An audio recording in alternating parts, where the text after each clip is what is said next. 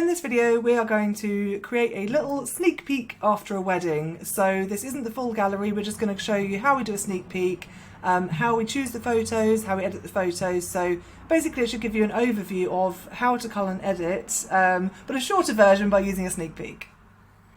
I like to use Photo Mechanic for culling the photos. Other culling softwares are available. Yeah, Todd likes Narrative Select. They both have pros and cons. Actually, they both have pros. There's no cons. They're all good. I like Photo Mechanic because it's really simple. It basically opens like a Finder window. So what I've got here is my hard drive, and you can see I've clicked on the folder here where I've got the photos. They are kept on an external hard drive, so I use a little Samsung SSD. I never edit off the desktop or anything like that. I like to have it external. My desktop just gets too full. The laptop gets too full up. What embarrassing file names do we have on the left? Yeah, let's not. I've got some old stuff on here. So I create, for every wedding, I create a folder called their name. I then create another folder called Raw, and I drag in all the photos from the wedding, and then I export them to a different folder called Edited on the same hard drive. So I keep it all together. We will also go through other sort of folder things we do for Lightroom in a bit. But first of all, we're just opening up that raw folder in Photo Mechanic. So here's one I made earlier.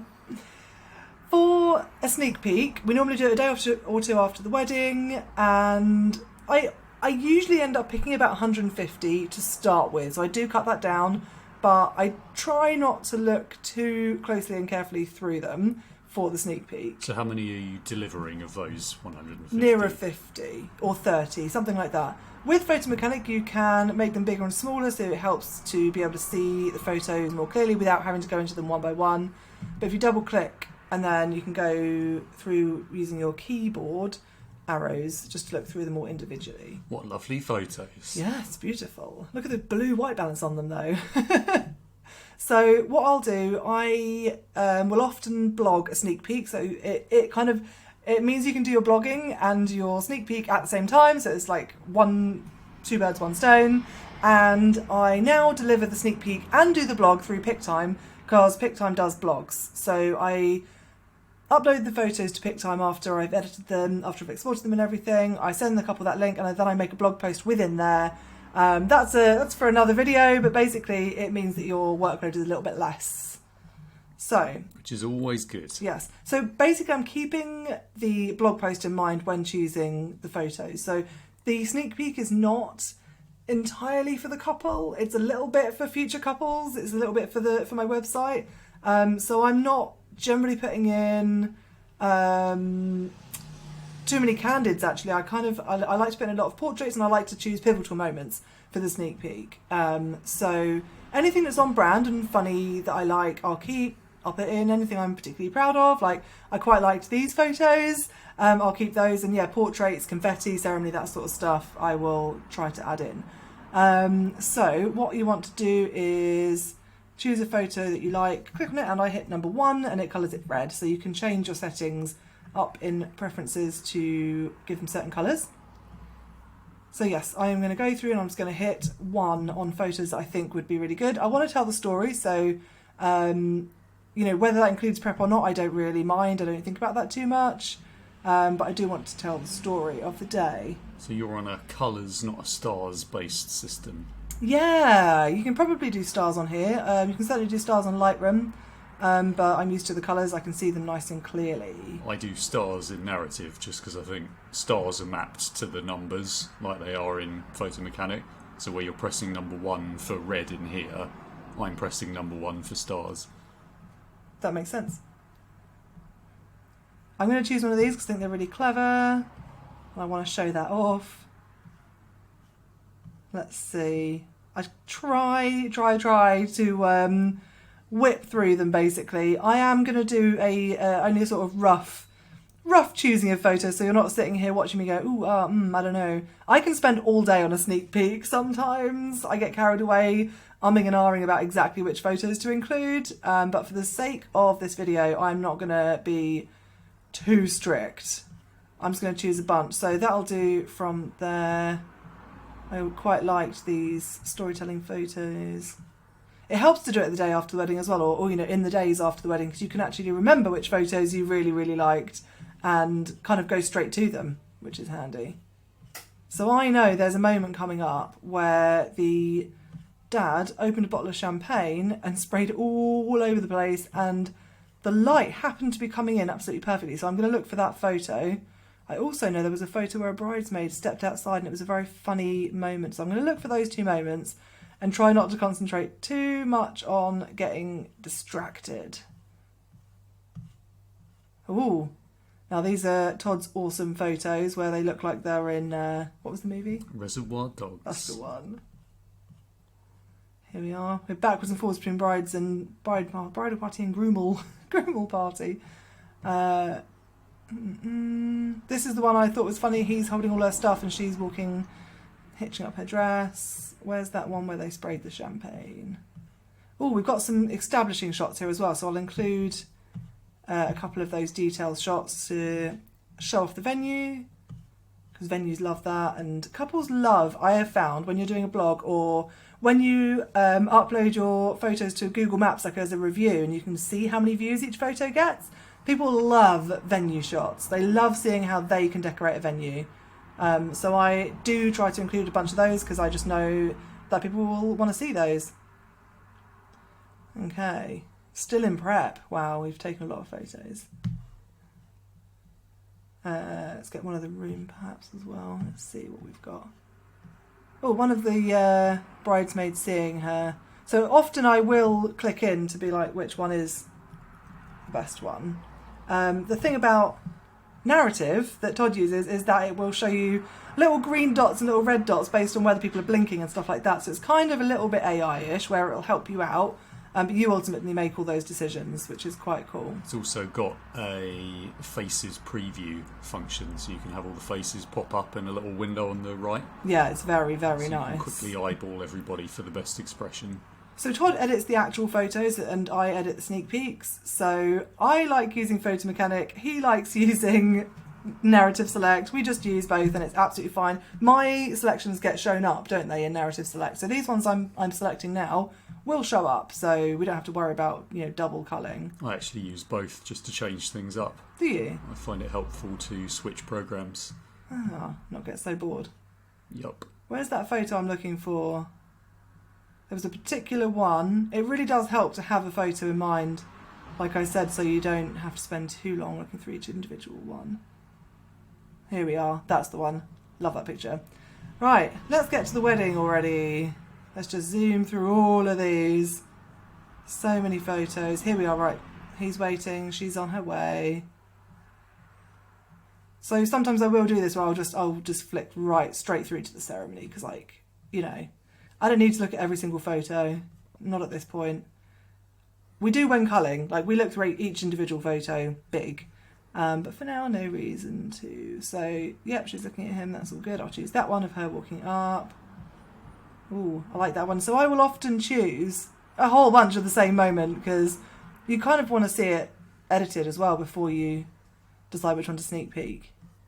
Yeah, I do the same when I'm culling for the full wedding. I'll just pick out loads of shots from the same scene and then take them out afterwards in Lightroom. Yeah, so we never, ever, ever cull in Lightroom because it just takes up more space. It's slower. So Photo Mechanic, I'll show you here. If I go through them, they're all fully loaded. Like, you don't have to wait. There's no lag whatsoever.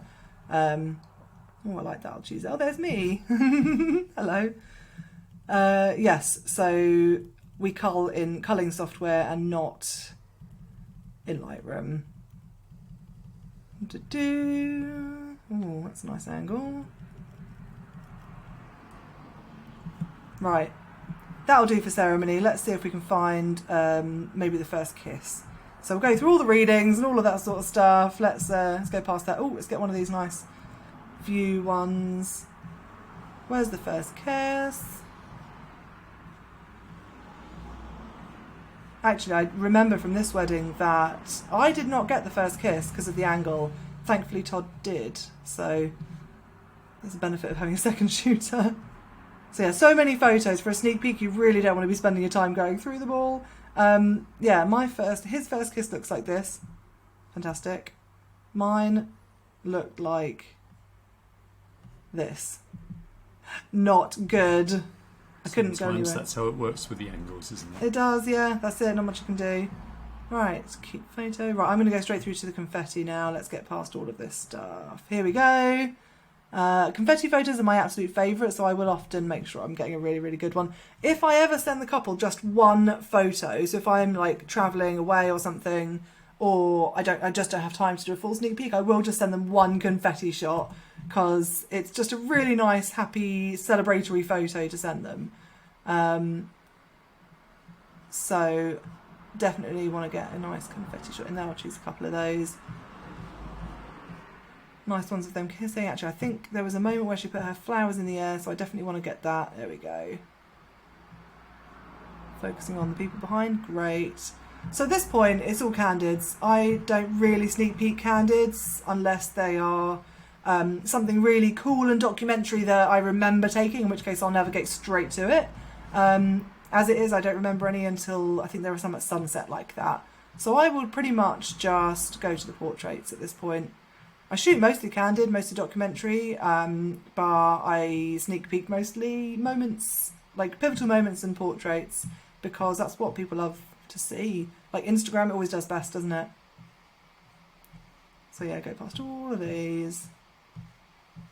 And yes, we did take 10,000 photos at this wedding. We were booked for, I think, 12 hours. Here we go. Right, we've got lovely portraits of these guys.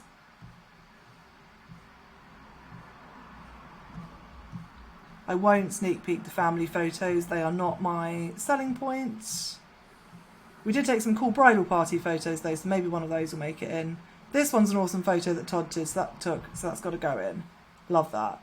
The mum just sunning herself on a rock.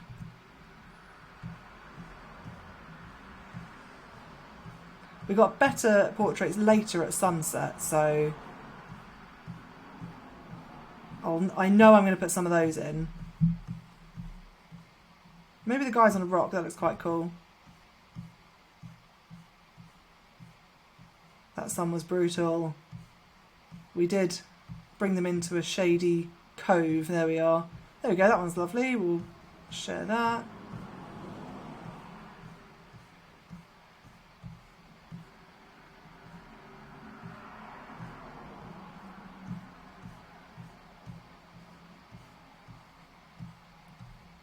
Here's the room looking lovely. I'll share one of those because people love seeing those. And also the couples who are in the photos, they love seeing the room shot because they obviously put a lot of effort into the details. So got a few nice fun candid there. So a rare candid I'll throw in.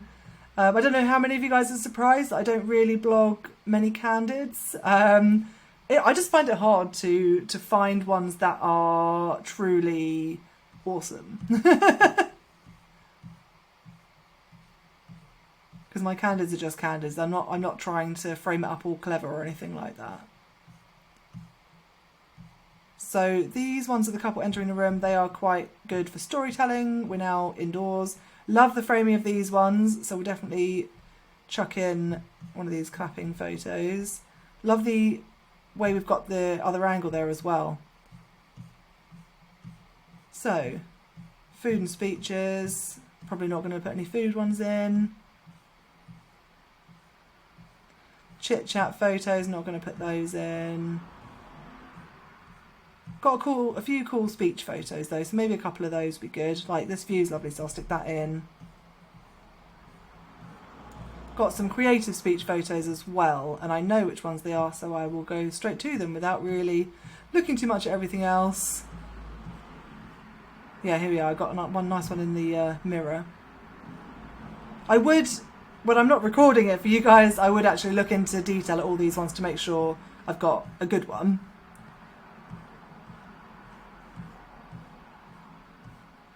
So at this wedding, the bride said, can we please have one of those lovely photos where people are doing a cheers and you can see all the sort of the sun coming through the glasses and it's a little bit silhouetted. So I was kind of panicking about getting that, so I kept on trying to get that and positioning myself to get that, and everyone kept standing up to do the cheers, so I couldn't really get it very well. So you will see at the end of the speeches, that was quite a good one, like that. I did actually approach... Oh wait, more speeches. I don't, for a sneak peek, feel like I need to include every single speaker either, only if it's a good picture. Here we are. So I actually approached this couple and said, can you do me a quick cheers? And I got the photo I was looking for. Right, there's a nice one of the venue, everyone being silly. We took some of Todd. We do take pictures of each other at weddings. Good opportunity for a little headshot. Usually a lighting test, isn't it? Yeah, that's right. We were testing it for getting a couple's shot there. It's just a nice opportunity to have a picture of us as well. If we don't have each other to take a photo of for testing, I just wait until someone's in that spot, or I'll ask someone. Asking a couple at the wedding to stand in the position where you want to try a portrait is a great idea, because then that couple will remember you. They'll have a nice photo you took, and if they get engaged, then you know maybe they'll choose you. Right, let's pick one of these lovely ones. An ice cream one's always quite fun, so I might put a candid of an ice cream shot in there. They're being super cute. There we go, a little candid. Now, the sun is starting to set here, and they got this saxophonist who was so much fun. And I got great photos, or we both got great photos of him. So this is where I'll put in a few candidy type photos, because it just looks really, really cool, this party. Really good fun. Again, I'd probably put a bit more thought into which ones I'm picking. When it comes to actually doing the sneak peek, I would look through all of those and make sure I've got the best one. But for the sake of today, I'm going to speed it up. So many photos of him. Right, I'm just going to go with the ones I've picked for now and get to the portraits, because we went back and did some awesome portraits. So many photos of the dancing. I think we've got more photos of the saxophonist than we do of the couple. He's still going. He's still going. I can't believe how much I have to scroll and I'm still on the saxophonist. We've actually, a little secret, we've actually done the sneak peek of this wedding already, and now Todd has probably just seen his horrific future that he has to cull all of those photos that I whizzed through just there. It's going to be a long one. Very. Right, I'm going to pick some lovely portraits. I feel like they just do really well. It's just so nice to see. People love seeing these portraits, especially at a venue like this where it's all about the portraits. So zoom through these and find a fave.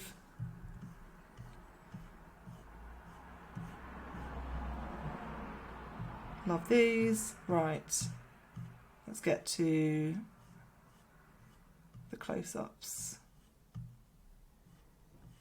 I loved these where they were kind of backlit. It wasn't really sunset just yet, but love these ones. I quite like a natural walking shot as well.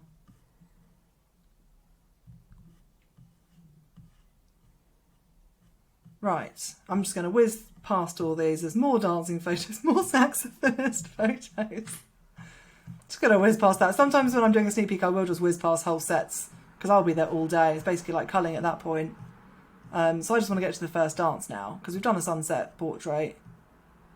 Love these. I'm going to put in one of those.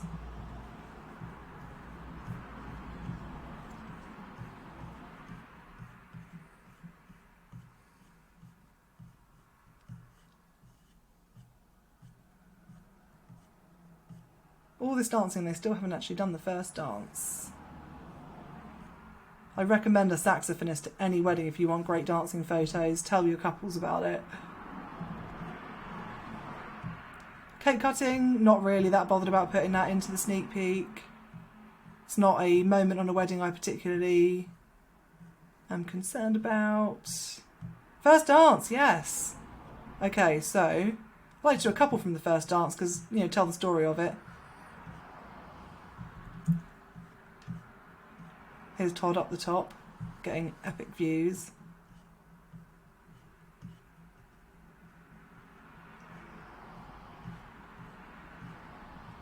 Get a couple of those. Then I know that the next thing we did was some sparkler photos. So I'm just going to spin past all of these till we get to those sparkler shots. Actually, I might put a kind of the bride dancing with her mates there. That was quite cool. Oh, I forgot we did more sunset photos. She went into the sea. So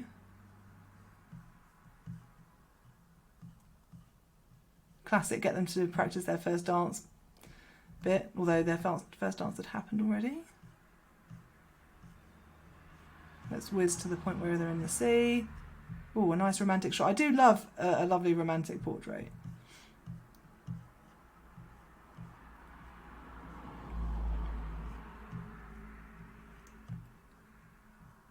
Love that. Okay, whiz past those. Have we done the sparklers? Have we gone past them yet? Nope, we're dancing already. I will put a few dancing photos into the sneak peek as well, generally. Let's just pick this guy with the mop. It's always one. Okay, they were with the mop for quite a long time, it seems.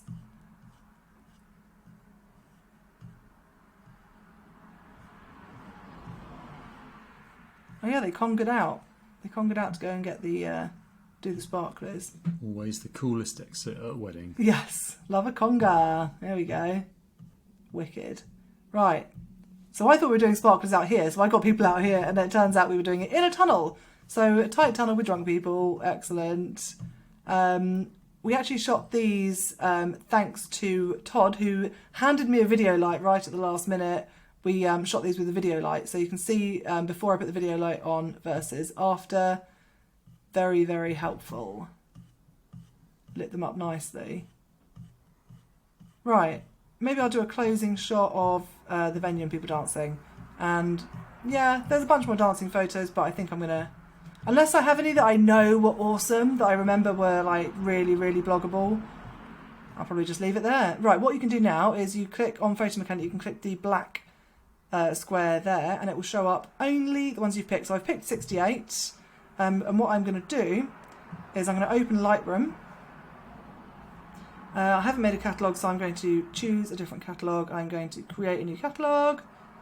I do a new catalogue for every single wedding. It helps organise, basically, for me. So we keep everything in one place. So the raw files, the edited files, the catalogue, all in one place, so that if we ever need to change any edits, we can just go to that hard drive rather than opening up an epic catalogue of everything and then finding the hard drive, and yeah, it's just a bit complicated. So oops, I created a folder by mistake. That was an error. Save it as something. I did it by mistake. I actually created a folder. I wouldn't normally do that. Just a catalogue in there. Right, so importing, I go to Photo Mechanic, click Apple A to select them all and drag them into Lightroom on the dock. So we do add rather than copy or move, because it doesn't, copy will take up double the amount of space, so it will just literally make a second copy. You'll run out of hard drive space pretty quickly, so we just add it to the Lightroom catalogue. Got our preset already on here, so we use the 2-man preset, which we have tweaked and renamed, as you can see, and so that is already going to be applied to these photos. So import, and once that's done, we'll get going. So once that's done, I like to highlight them all and make a what's it called? A collection. A collection. Thank you.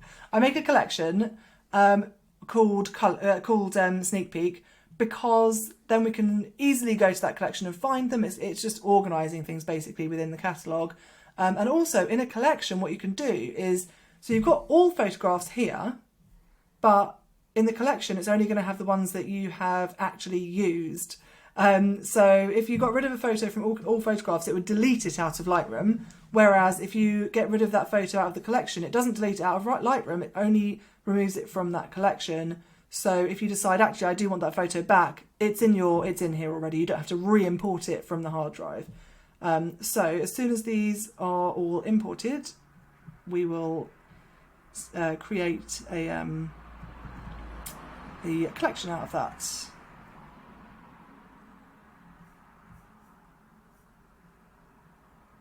Nearly ready. Make sure I've highlighted them all as well. I think there were 68. There we go, 68. So highlight them all, new collection, and I'm going to call it Sneak Peek. There we go. So now I'm working from this. So if, for example, I got rid of backspace, got rid of that one, there's now only 67 in the collection, but still 68 in here. I'll undo that. So it's really, really handy just to narrow down your selection you're working on. So there are a few different ways we edit, aren't there? Yep. So you can edit it actually from the library, which Todd loves to do. I'll let you talk everyone through it. So we've got our tone control panel over here, and our white balance there. So without even going into anything, we can just click one arrow to go up a third of a stop, or click it one time here to go up a whole stop. So if you just want to make super quick edits to any of these basic controls, you can do that easily there. Yeah, I love that. So it only goes up in threes, doesn't it? So if you want to go up a little bit, you're going to have to go into develop. But mainly what we change from our photos is pretty much exposure and white balance. That's like the main thing, isn't it? Indeed. So you can obviously do white balance here as well. So you can make that really warm. But then if you go into develop, you can do everything else. So what I like to do in develop is actually, I generally hover over the white balance, and then to do quick and easy exposure changes, I'll use the little the minus and the plus keys on my keyboard. So that will go up in 0.1. So like a third of a third. What's it called? I don't know. It's a much more incremental change than doing it in the library mode. And the reason I hover over the white balance is because I can now use my downward arrow. So that's in the little up, down, left, right arrows. I can now do that and bring the white balance up and down. So generally I'll hover over that, click next. I will use my plus and minus to do exposure. And then I'll do up and down for white balance. So often it's really hard to see like what the white balance should be. So sometimes I'll use this little pipette. You choose a little white spot and it will do the white balance for you. And I kind of play around until I've got one that I kind of like. Re-click it there to get rid of that. So we really just change those things. Everything else is in the preset and it's as we like it. We will sometimes do some cropping. We always keep the same aspect ratio. Sometimes a little bit of cloning and stuff so you can get rid of things. So on clone here, I can get rid of this, for example, and it will just pick up from somewhere. And keeping those tone things consistent is what helps us to edit consistently as well. Exactly. Oh, there we go, light switch gone. Exactly, so yeah, we want the whole thing to look really natural and all the same sort of white balance and everything. So again, I'll sort of come back and hover over that, click my plus button, and maybe I'll make it a little bit cooler. Sometimes we play with the tint as well if something looks really green or really pink. But we don't touch this stuff too much. Sometimes I will use this a little bit if, I don't know, someone's face is really orange. So let's have a look at the sparkler photos. They went quite orange. So I might try firstly bringing down the white balance a little bit. But their faces are still quite orange from all the sparklers. So I will come to here and go to saturation and bring down the orange a little bit. So I'm using my down arrow again, and that's just made them look a little bit of a better skin colour. His is a bit red from the sun, so I'll bring down the reds as well.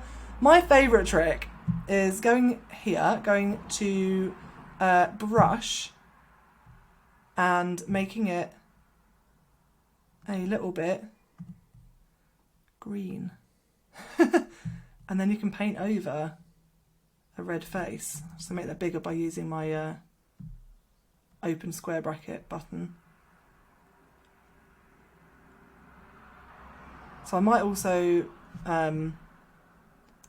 increase the exposure on his face. Now he looks a little bit less red, so I've painted his face green. So choose the opposite colour and it will make it counteract the colour you don't want. It's like a green base layer in makeup. I use green foundation. Exactly. If you want to bring a number back down to 0, you can double click the word there. So if we get rid of this mask,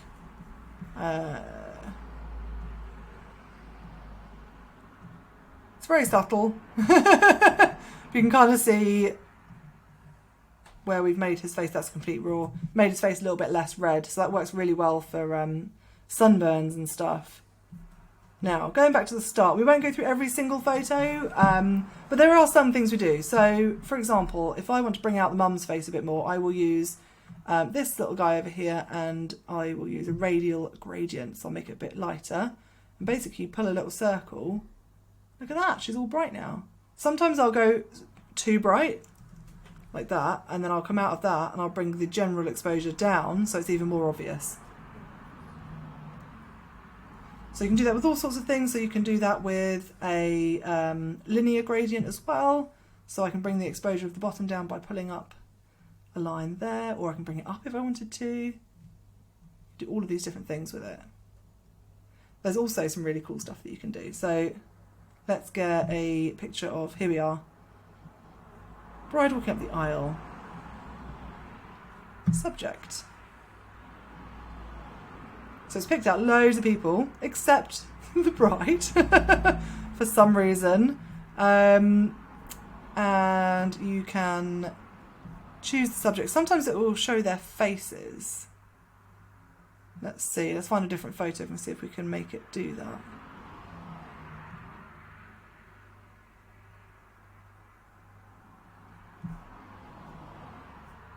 Do you know how to make it show their faces? I haven't seen that.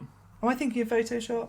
I thought it was Lightroom where you can actually see their faces, but basically I can now make them a little bit lighter. Whoa! It's pretty cool. It's pretty clever. I can do all these different things to it. You can also do things to the background. So let's say we want this sky here to be brighter or darker. I can choose the sky. And now I can just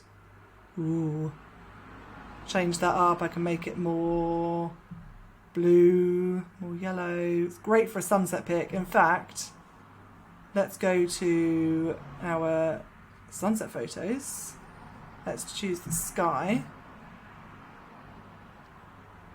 And I want to make it, let's see, more blue, more sunsetty. There we go. It's kind of weird because the sea is now reflecting blue, which is kind of cool actually. So I can do all sorts of things to that, which is quite fun. Get rid of that sensor blob there. I know, that's really annoying.